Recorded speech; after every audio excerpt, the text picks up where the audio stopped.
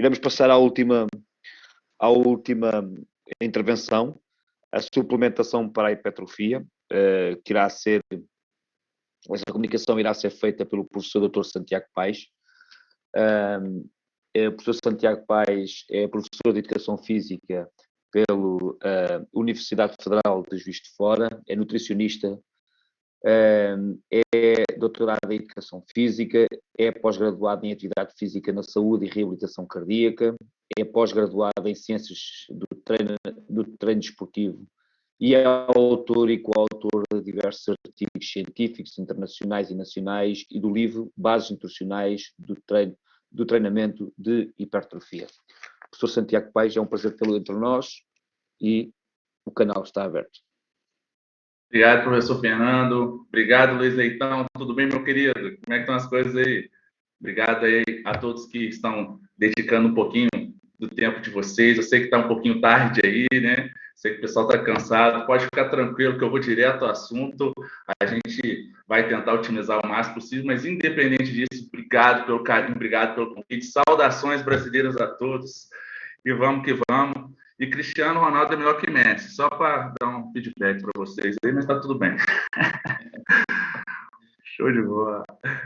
Vamos lá. Vocês, por gentileza, poderiam só me dar um feedback para a minha apresentação que está aparecendo para vocês aí? Tá ótimo. Tá? Tá, ótimo. Força. Maravilha. Obrigadão, pessoal. Então, vamos ao que interessa, né? Então, é um prazer estar aqui. Hoje eu vou falar sobre suplementação de proteínas para hipertrofia. Então, quando a gente pensa em resolver um problema, a gente tem que definir ele. Se a gente não define o problema que a gente quer resolver, não tem jeito, né? Então, a gente tem aí, de certa forma, 3 variáveis. Vamos colocar 2 variáveis, que é, no caso, a proteína e a hipertrofia muscular, mas temos também o contexto de suplementação. Então, a gente tem aí um viés aí relacionado à dieta, ou talvez valores que devem ser estabelecidos ou não, em função de outras variáveis. Mas, independente disso, hipertrofia muscular, o que a literatura nos mostra, o que a literatura nos define com hipertrofia muscular? O aumento da secção transversa, que é modulada por diferentes fatores. Quais são os principais fatores que estão associados ao aumento da massa muscular? A gente tem um componente nutricional, a gente tem um componente de mecanotransdução do movimento. O que é isso? Nada mais é do que a mudança da energia mecânica, né, do processo de contração mecânico e, de fato, a transformação de todas essas perturbações homeostáticas em energia bioquímica que vai desencadear lá na fibra muscular uma série de cascatas de reações moleculares que vão culminar agudamente na síntese de proteína e, cronicamente, no longo prazo, na hipertrofia muscular. Nós temos também a via hormonal. A gente precisa também ter a interação com a atividade hormonal para que haja o aumento da massa muscular. Então, eu costumo dizer que essas 3 vias são as vias diretas, que estão diretamente associadas ao ganho de massa muscular. Mas nós temos também vias indiretas, que, por exemplo, se faz com a via imunológica, uma vez que eu tenho, de fato, aí perturbações homeostáticas inflamatórias durante o exercício físico, e depois do exercício físico eu tenho que ter uma resposta anti-inflamatória e, consequentemente, vai promover um gradiente ótimo para que haja o aumento da massa muscular.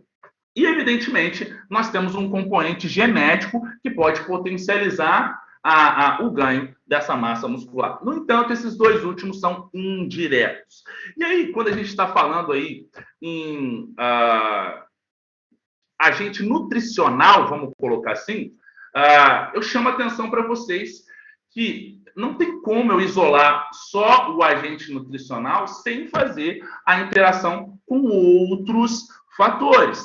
Então, a gente está falando de uma interação, principalmente entre dieta e treino. E, evidentemente, ambos podem estar modulando respostas sistêmicas neuroimunoendócrinas, neuromotoras e cardiovasculares também, para, de fato, depois a gente gerar sinais, respostas genéticas, né, agudamente e cronicamente, e, evidentemente, a gente entra num contexto aí de metabolismo proteico, uma vez que a proteína ela tem um papel muito importante na reparação e reconstrução estrutural do músculo, por conta do aumento da aminoacidemia, principalmente de aminoácidos essenciais, que são aqueles que a gente não produz e precisamos obtê-los de uma dieta, seja onívora, seja vegetariana, seja vegana, mas independente disso tudo, nós temos que ter nutrientes que possam estar solidificando isso. E aí, de fato, a gente tem também adaptações funcionais em razão desse aumento de massa muscular, como, por exemplo, o próprio crescimento muscular e também a resistência muscular.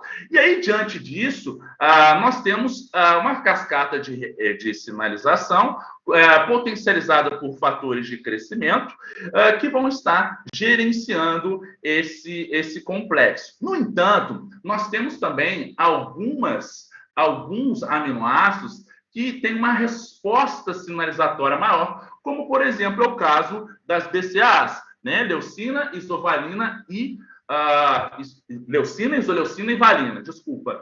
E aí é que tá. É muito importante a gente entender que, embora a leucina seja o aminoácido mais anabólico que exista, a gente precisa também dos outros aminoácidos para que haja a interação de todos e, de fato, o aumento da massa muscular. Isso já cai por terra a ideia de que, isolando os aminoácidos que têm um caráter mais anabólico, nós vamos potencializar a hipertrofia. E não, os estudos não mostram que haja efeitos isolados desses aminoácidos focais, né? No caso aí, as BCAAs.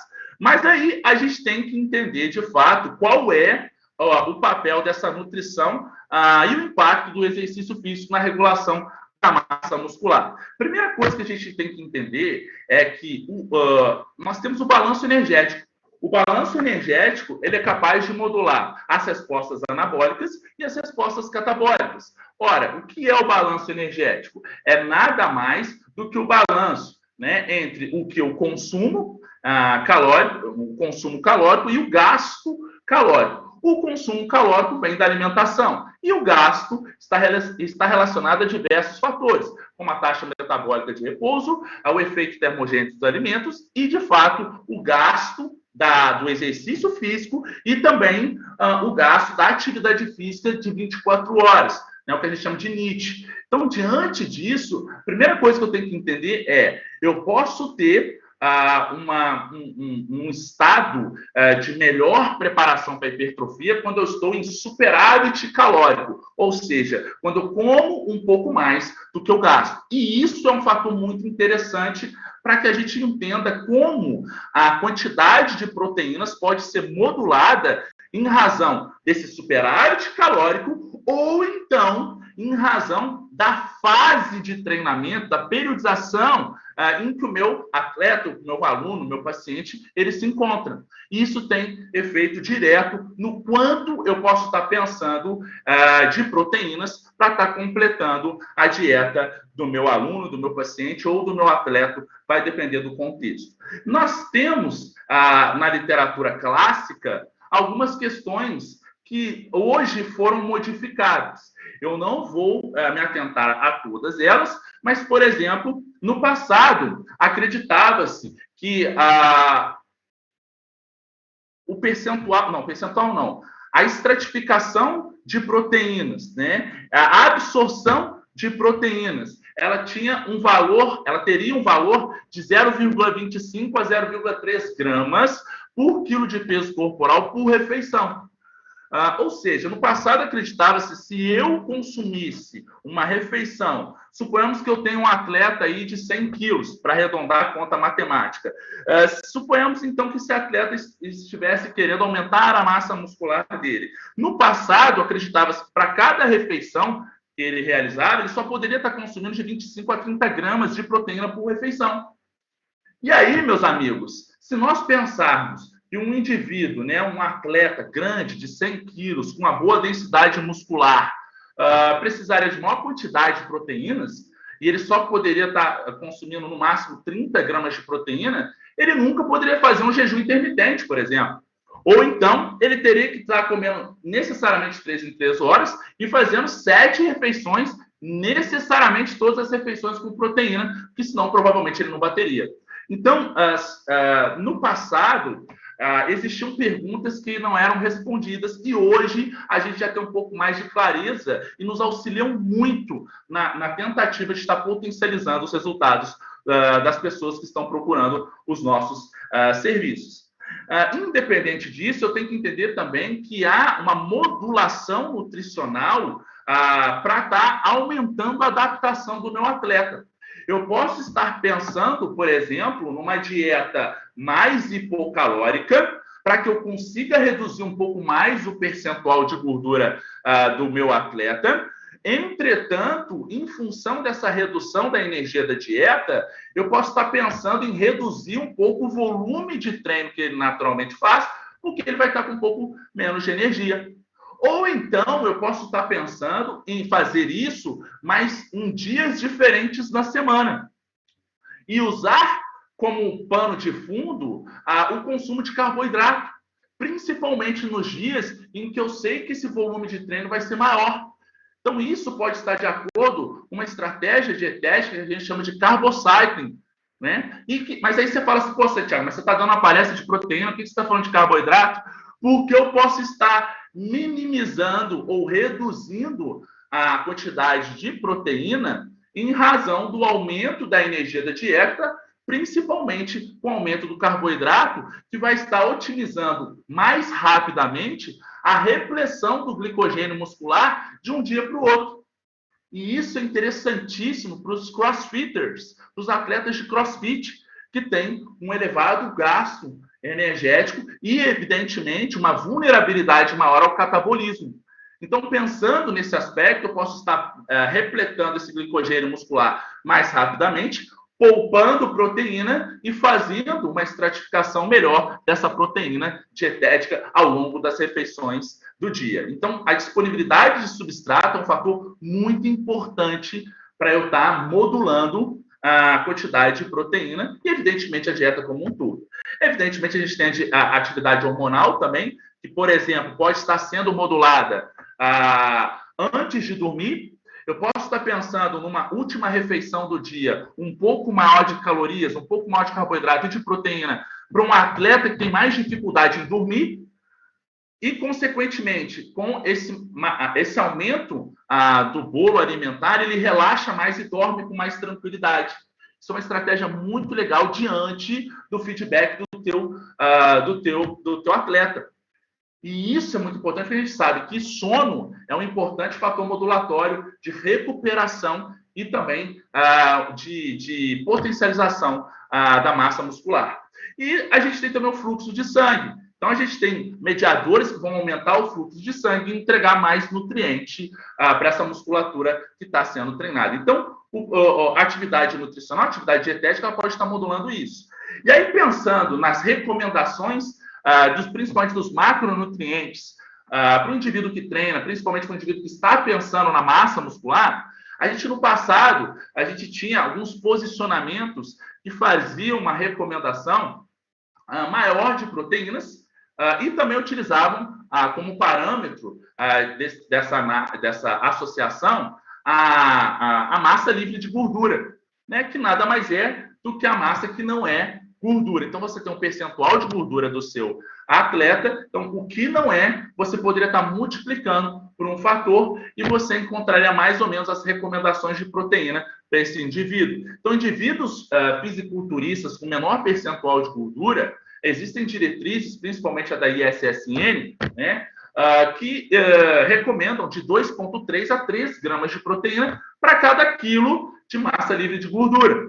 E aí, depois, você vem contemplando com 15 a 30% de gorduras, predominantemente monoinsaturadas e poliinsaturadas, né, com um teor anti-inflamatório melhor, uma qualidade um pouco melhor, e depois o que você tem de remanescência, você vem suprindo com carboidrato.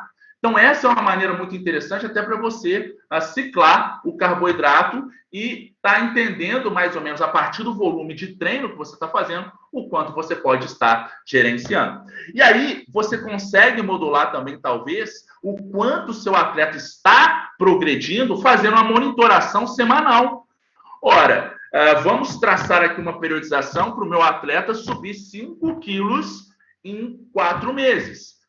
Em 5 quilos em 4 meses, eu tenho, em média, de 200 a 300 gramas por semana para estar monitorando e avaliando se a dieta está encaixando. Ah, Santiago, mas espera aí, você está usando a balança, você pode estar utilizando aí o peso residual de líquidos. Não, mas eu posso estar, de fato, na primeira semana, descartando a retenção através da análise do índice de qualidade do meu atleta, descarto isso e faço, de fato, a padronização semanal das mesmas condições de pesagem. E isso é muito interessante. Na prática, a gente ganha tempo, na prática, você consegue monitorar qualquer pessoa no mundo inteiro a partir desses ajustes. E aí, quando a gente está pensando, então, de fato, em proteína, o que está por trás da quantidade de proteína que vai estar sendo gerenciada no processo dietético desse atleta? Então, balanço energético ou déficit energético. Por que isso é importante?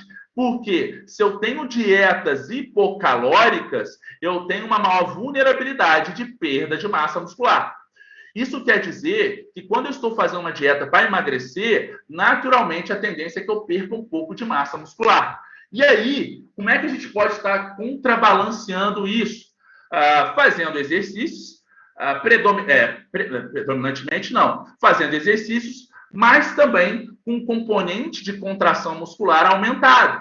Então, a musculação pode ser um fator interessante para isso? Pode. Quer dizer que os outros exercícios não são tão importantes? De jeito nenhum. Claro que são, com certeza. Mas, do ponto de vista também de aumento da intensidade, eu consigo estar modulando também com a musculação.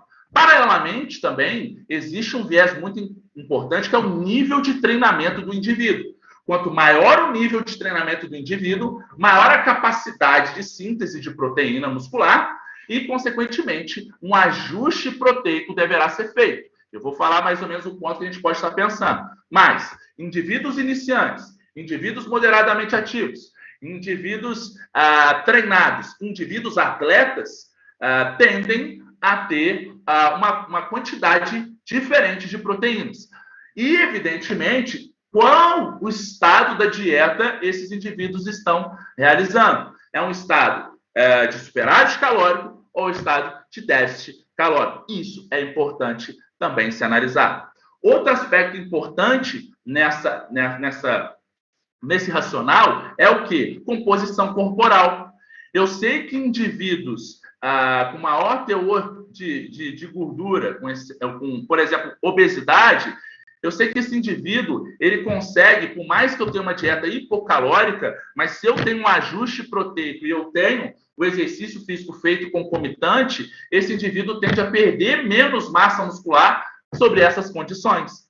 E no passado, acreditava-se que você não conseguiria ganhar massa muscular em dietas para emagrecimento. Hoje, já sabe que pode acontecer isso, entretanto, alguns aspectos precisam ser analisados, como, por exemplo, o nível de treinamento do indivíduo e o estado nutricional desse indivíduo, como eu acabei de falar. E aí, pensando na proteína, a gente tem recomendações também voltadas para pelo menos 10 a 20% do somatório total proteico, do valor proteico, que seja de proteínas de origem vegetal.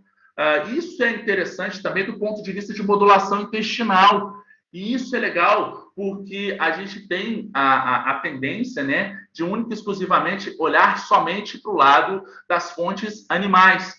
Mas há recomendações também de a gente pensar nas proteínas vegetais em função também desse ajuste e da melhor variabilidade dos aminoácidos. Tá bom? E, evidentemente, a gente sabe que um indivíduo vegano ou vegetariano tem as mesmas condições de ganho de massa muscular, desde que haja uma grande oferta de diferentes fontes de proteínas vegetais.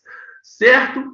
E aí, esse é um estudo clássico, né, do grupo do Longland e também do Stuart Phillips, que mostrou que indivíduos durante uma semana, 28 dias, que fizeram a estratificação proteica para 2,4 gramas de proteína por quilo de peso corporal, sob déficit calórico de 40%, conseguiram ainda ganhar 1 quilo de massa magra e reduzir consideravelmente o fat mass, né? Na ordem de aproximadamente 5 quilos de gordura. Então, esse é um estudo clássico que mostra que ajustar as proteínas em déficit calórico pode ser um fator que inibe um pouco o catabolismo muscular ou, dependendo das condições, pode até, de fato, aumentar essa massa magra, certo? Então, isso é bem legal. Entretanto, a magnitude desse processo, a magnitude da quantidade de proteína, ela tem uma relação também com a magnitude do déficit calórico. Então, existem estudos que mostram, quando você tem um déficit calórico de aproximadamente 20%, déficit calórico de 20%, você pode estar estratificando como uma maneira de tentar reduzir esse catabolismo muscular para 2 gramas de proteína por quilo de peso corporal. Tá? Então, isso é bem legal. Se você tiver com déficit de 10%, 1,8 gramas parece contemplar bem esse déficit calórico de 10%. Então, é bem legal a gente estar pensando isso. É difícil a gente estar ali toda hora analisando, monitorando? É difícil, mas o estado da arte está aí.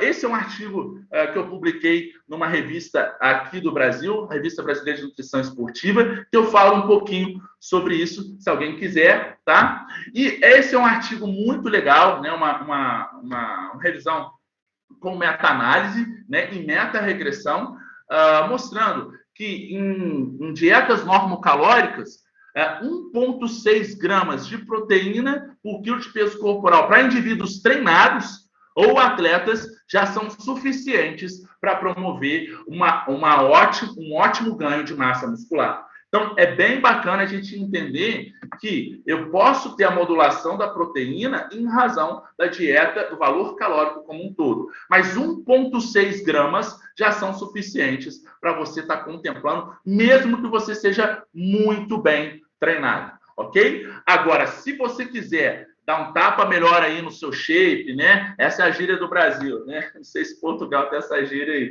Depois eu quero escutar as gírias da galera maromba aí em Portugal.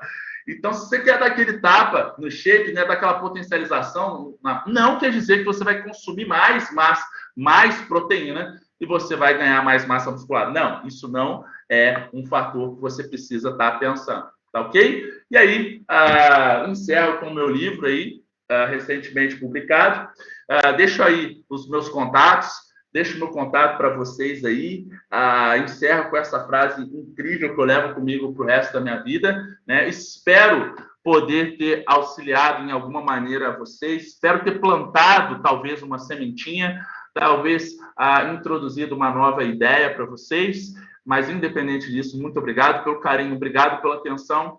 Se vocês não conhecem meu trabalho, convido vocês a estarem conhecendo meu trabalho no Instagram e fico aqui agora aberto às questões para a gente discutir, ok? Muito obrigado. Muito obrigado, professor Dr. Santiago Paes, pela objetividade e pela qualidade da preleção.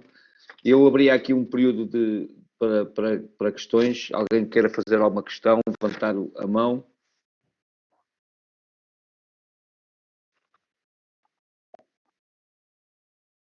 Só aqui nas reações.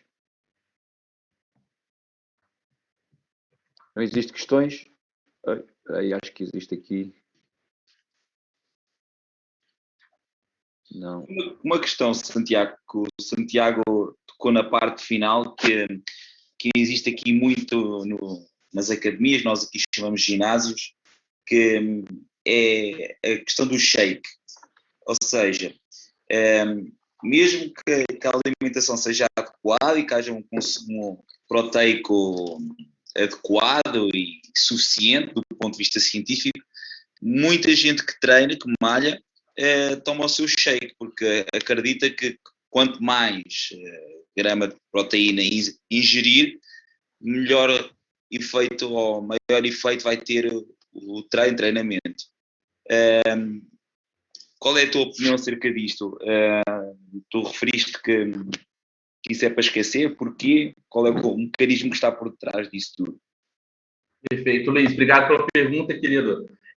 A primeira coisa que a gente tem que entender é que, por exemplo, o whey protein, que é a proteína de mais alto teor biológico, né, maior a quantidade de leucina, né, ela é uma proteína, né? Então a gente não está falando aí que é uma suplementação. A gente está falando que é uma fonte proteica. Né? Se eu tenho o leite, 90% do leite é água, 10% a gente tem caseína e soro do leite e o whey protein do soro do leite.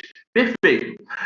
Quando eu estou pensando num consumo de shakes, né, principalmente com esse whey protein, eu estou pensando em fornecer uma proteína de mais rápida absorção, uma digestibilidade mais rápida, mas eu não estou entendendo que o meu corpo ele não precisa dessa pressa toda para estar ganhando massa muscular. Então, a primeira coisa que a gente tem que entender é que antes acreditava-se que quanto mais rápido eu dava um aporte de proteínas, maior era o meu ganho de massa muscular e mais rápido esse processo. Não, hoje a gente sabe que existe de fato sim uma sensibilidade maior, mas isso perdura até 24 horas, em alguns, dependendo do esporte ou da magnitude do dano, e até 48.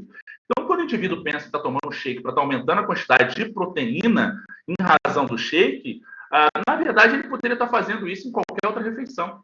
Em qualquer outra refeição. Então, não vai ser esse ajuste que vai aumentar os resultados. Agora, do ponto de vista de praticidade, isso eu acho muito válido, muito interessante, porque às vezes é o cara que sai da academia, não tem tempo de passar em casa, não tem tempo de passar em algum local para comer, e ele precisa, talvez, de alguma coisa que supra esse treino que ele faz. Então, isso eu acho interessante e válido. Né? Então, a gente tem que analisar o contexto como um todo, principalmente de todas as refeições do dia. Inclusive, também, existem pessoas que trabalham, né? Hoje, a gente tem um home office, né? A gente tem aí as videoconferências, inclusive isso está nos aproximando, nessa possibilidade de a gente estar aqui nesse momento, né? Eu acho que cresceu bastante. Então, o indivíduo que às vezes está trabalhando muito na frente do computador, ele pode ter um ajuste das refeições com essa estratégia. Entretanto, é bem legal ele estar enriquecendo isso. Então, não basta só o shake. Poxa, já que você vai tomar um shake, bota um shake aí, coloca uma fruta aqui do lado, coloca um queijinho, coloca um pãozinho, enfim. Então, acredito que esse enriquecimento, ele é mais interessante como um todo. Então, não vai ser esse isolamento, né, das refeições, tampouco se é um shake ou se é uma fonte alimentar mais sólida, o grande diferencial nesse processo. Ok, obrigado. Eu convidaria aqui o João Pinto a fazer a sua questão. Ele escreveu aqui no bate-papo. Se ele quiser, pode se sentir à vontade e fazer a pergunta. Não sei se quer, João. Ele refere ter o microfone avariado. Ele está a colocar a questão, qual a opinião do Santiago em relação à creatina? Opa! O que eu tenho a falar sobre a creatina? Sim. Maravilha. Creatina aí no caso entra-se como um suplemento. Legal. Aí para creatina a gente pode estar falando de suplementação. Por quê? Porque a gente produz creatina, mas hoje já se sabe que uma quantidade maior do que eu produzo pode estar aumentando substancialmente, principalmente nos estoques de fosfocreatina dentro da musculatura e, consequentemente, potencializando modalidades esportivas de até 30 segundos, né? Então, musculação, o sprint. Então, isso é interessante. Então, pensar na creatina como um agente isolado do exercício é o primeiro erro, talvez, que algumas pessoas possam estar fazendo. Tá? Então, você, estou tomando creatina. Beleza, mas você está tomando creatina para aumentar os seus estoques de fosfocreatina para melhorar seu treino. Então, melhorando o seu treino, por conseguinte, você vai ter melhores adaptações. Mas o que acontece? Eu não posso pensar que a creatina é isoladamente que vai aumentar a massa muscular. Isso é um outro erro que eu falo. Creatina não aumenta a massa muscular. Não é tomando creatina que você vai aumentar a massa muscular. Não, creatina melhora a performance, principalmente em exercício resistido, por exemplo, aumentando o volume, aumentando o tempo de contração e aumentando também as adaptações. Então, essa é a brincadeira que a gente está falando. Creatina muito bem recomendada na literatura, não existe existe um horário próprio para tomar creatina, né? Eu já recebi 2 pacientes hoje falando que vieram de outros profissionais dizendo que tinha que tomar em jejum quando acorda.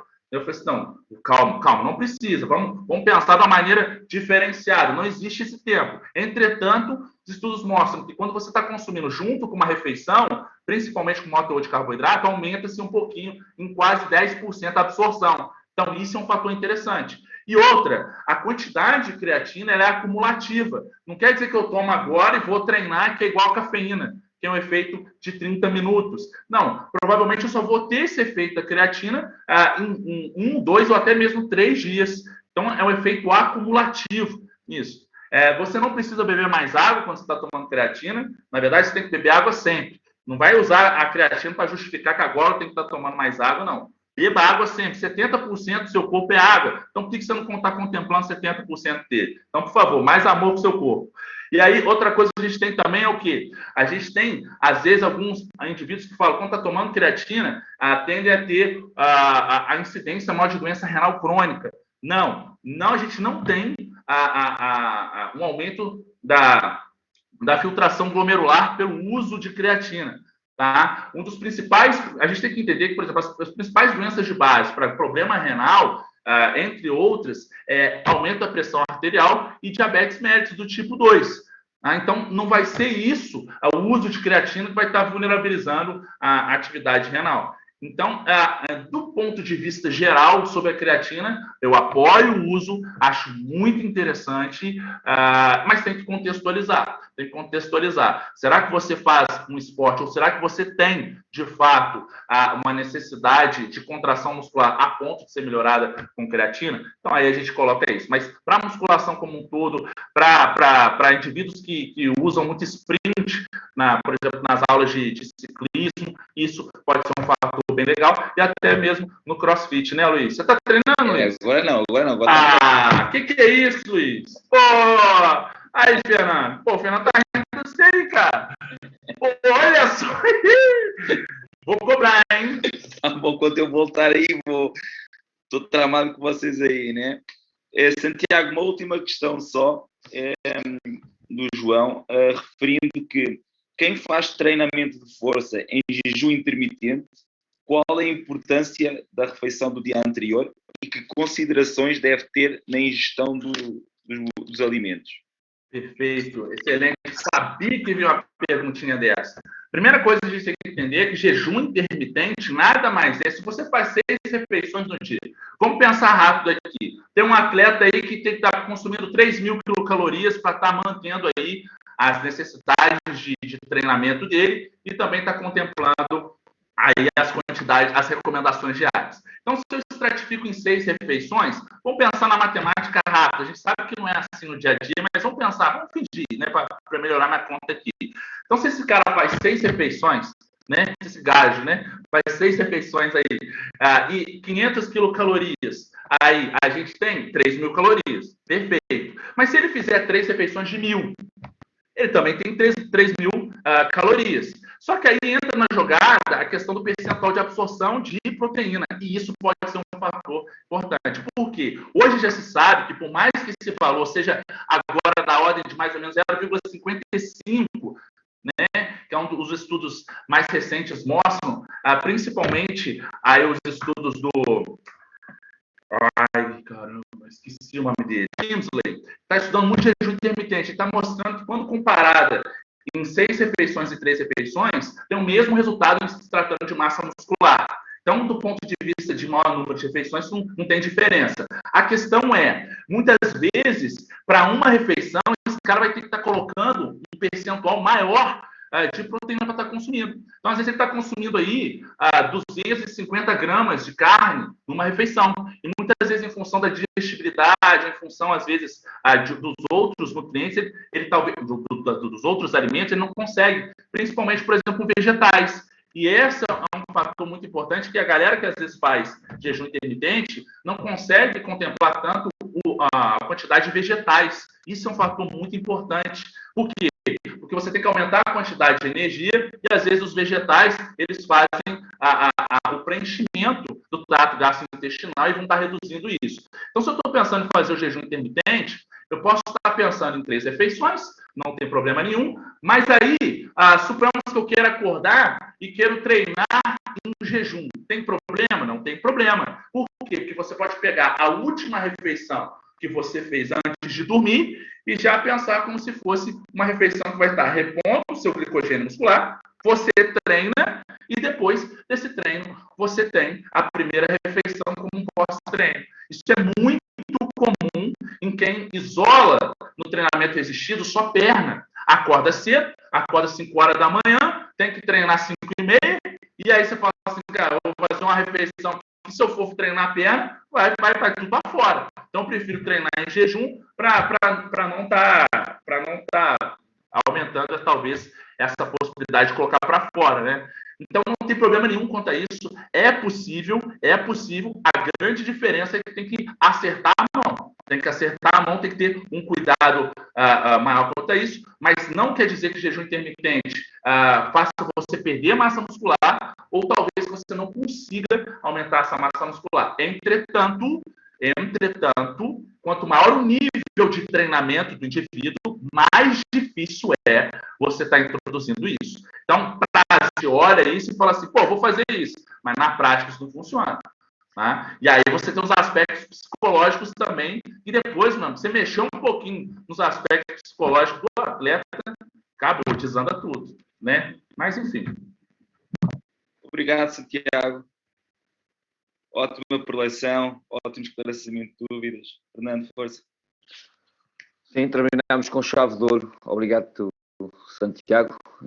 Foi excelente. Agradecer mais uma vez à professora Socorro Cirilo, ao professor Jefferson Novaes, ao professor Luís Guilherme Teles e ao professor Dr. Santiago Paes pelas excelentes comunicações de hoje. De certeza absoluta que hoje todos nós, colegas e alunos, saímos mais ricos. Parabéns a todos. Então, até amanhã, não é, Luís? Até amanhã. Amanhã voltamos, mesmo link, mesmo horário, com 3 novas palestras para dar continuidade ao evento Exercise and Health. Ok, obrigado pela resiliência de todos. Até amanhã. Obrigado, Santiago. Valeu, galera. A todas. Valeu, Santiago. Obrigado.